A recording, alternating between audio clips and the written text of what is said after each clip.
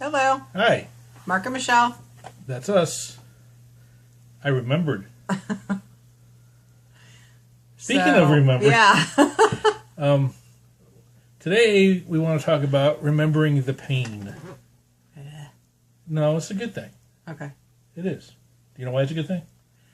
Yep. But I'm going to tell you anyway. Because remembering the pain helps you to avoid feeling it again.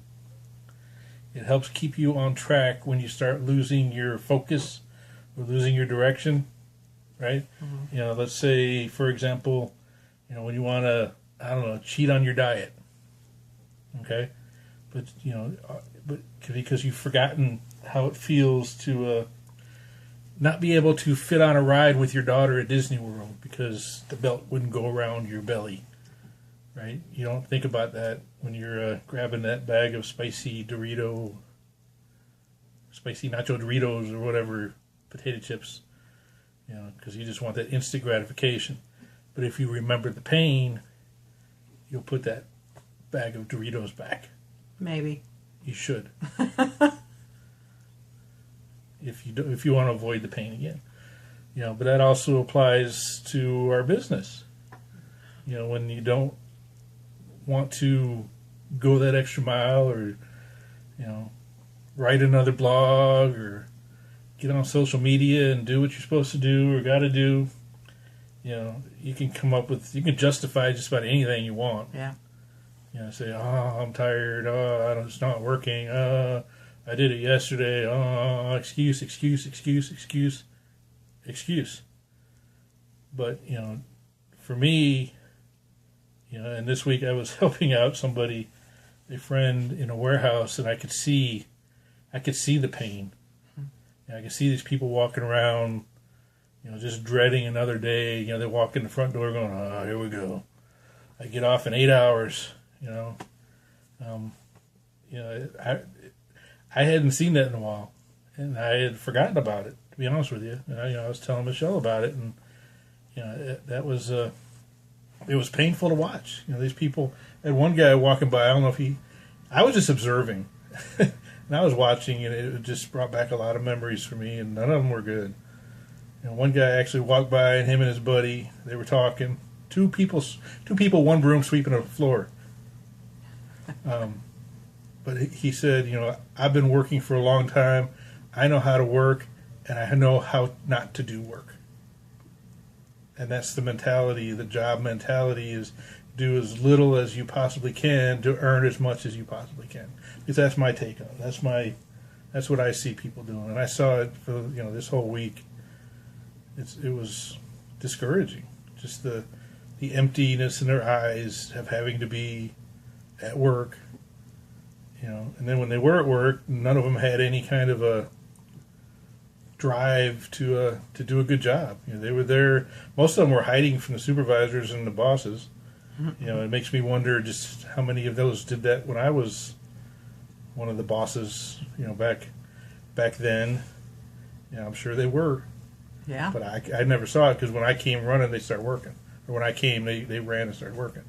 But you know, they were literally hiding from their bosses and.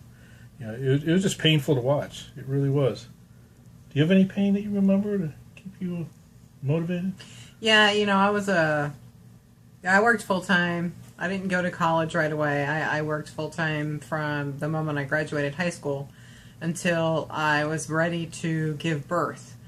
And about 8 years. For what? 7, 8 years. And then I became a stay-at-home mom because it was very difficult for me to hand over my son to a complete stranger. Especially after we saw some of the. Oh my gosh! Yeah, some of the kids at the daycare. It was her home. Daycare. Yeah, it was her home kind of daycare setting. Guy with the beard out back smoking a cigarette that worked there. So I decided not to go back to work and was the stay-at-home mom. So I got used to being able to, you know, when they went to the school, he would take them to school, and then I was able to sleep in until I wanted to get up, and then go about doing the transcription that I did.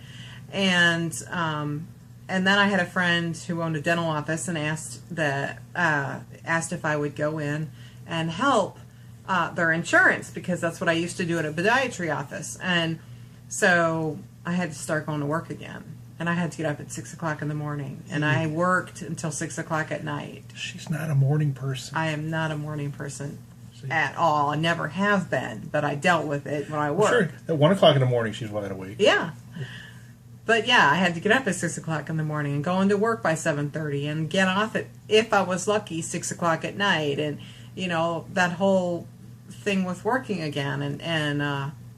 So a couple years later, I was able to leave the job because extraneous circumstances with our son, but who was used to mommy being home. But anyway, so then I went right back to, transcribing at home and stuff. And the thought of having to go get another job, which was just like, 8 months ago, just put this fear of that pain again.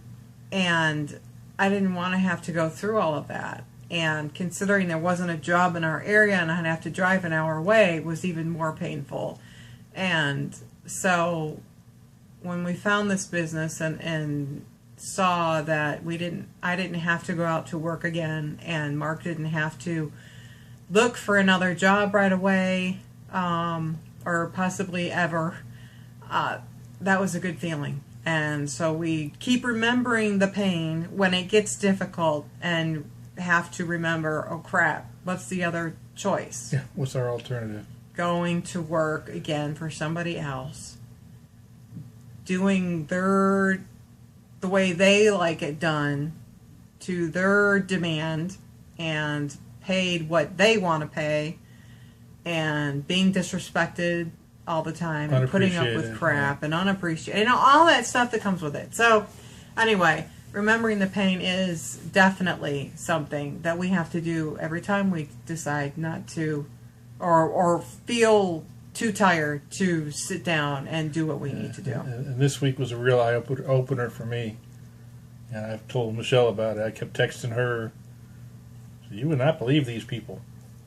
And it was hard on me, too, because I'm used to him home now. For the last 14 months, he's been down the hallway, and she got spoiled. I got spoiled. So the dog was like the saddest puppy ever all week. My dog. So anyway, we just wanted to remind you to remember the pain. Yeah. It's not a bad thing. Pain can be used for positive. Yeah.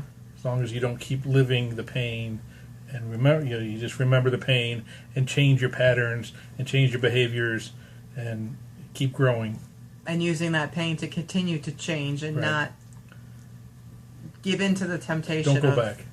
Falling backwards. It's not any better. Don't go back out there. It's not any better. I'm just saying. I've been there. Oh, well, have a good rest of your day. We will see you tomorrow. Peace. Bye.